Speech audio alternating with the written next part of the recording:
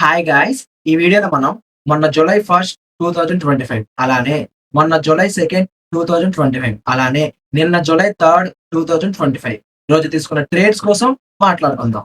నేను ఈ ట్రేడ్స్ ఎంత పర్సెంటేజ్ గెయిన్ చేశానో స్టెప్ బై స్టెప్ తెలుసుకుందాం. Welcome to my channel. This is Bhaskar. నేను మొత్తం ఈ 3 డేస్ లో 3 ట్రేడ్స్ తీసుకున్నా. దీనిలో ఫస్ట్ ట్రేడ్ కోసం ఇప్పుడు తెలుసుకుందాం. ఈ ట్రేడ్ నేను మొన్న జూలై 1 ఏషియన్ సెషన్ లో USDJPY లో తీసుకున్నా.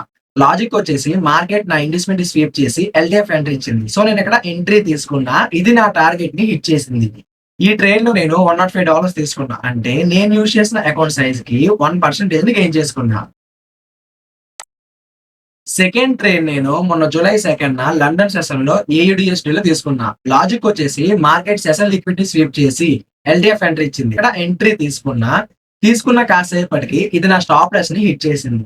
ఈ ట్రేడ్ లో నేను $58 లాస్ అయ్యా. అంటే నేను యూజ్ చేసిన అకౌంట్ సైజ్ కి 0.15% లాస్ అయ్యా. ఆ రోజు ఈవినింగ్ మనకి మన న్యూ క్లయింట్ తో 1-to-1 సెషన్ ఉంది. అది కంప్లీట్ చేసా. అతని రివ్యూ చూసేయండి. థర్డ్ ట్రేడ్ నేను నిన్న లండన్ సెషన్ లో GBP/USD లో తీసుకున్నా. లాజిక్ వచ్చేసి మార్కెట్ నా ఇన్వెస్ట్మెంట్ స్వీప్ చేసి LTF బేరిస్ ఎంట్రీ ఇచ్చింది.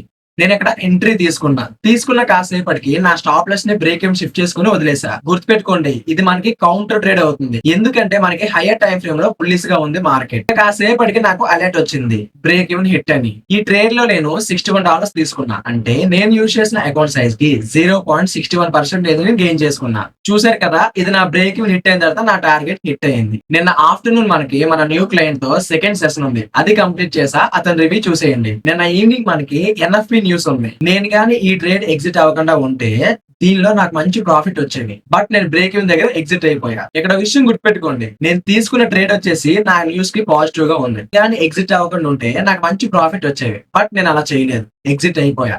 ఎందుకంటే న్యూస్ నాకు పాజిటివ్ ఉంది కాబట్టి ఓకే.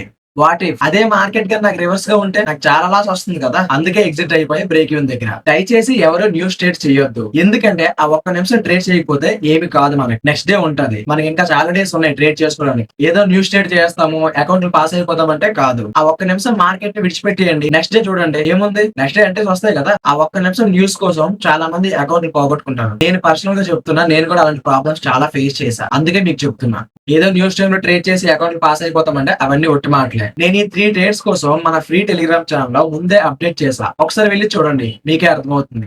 లింక్ వచ్చి వీడియో కింద డిస్క్రిప్షన్ లో మెన్షన్ చేస్తున్నా.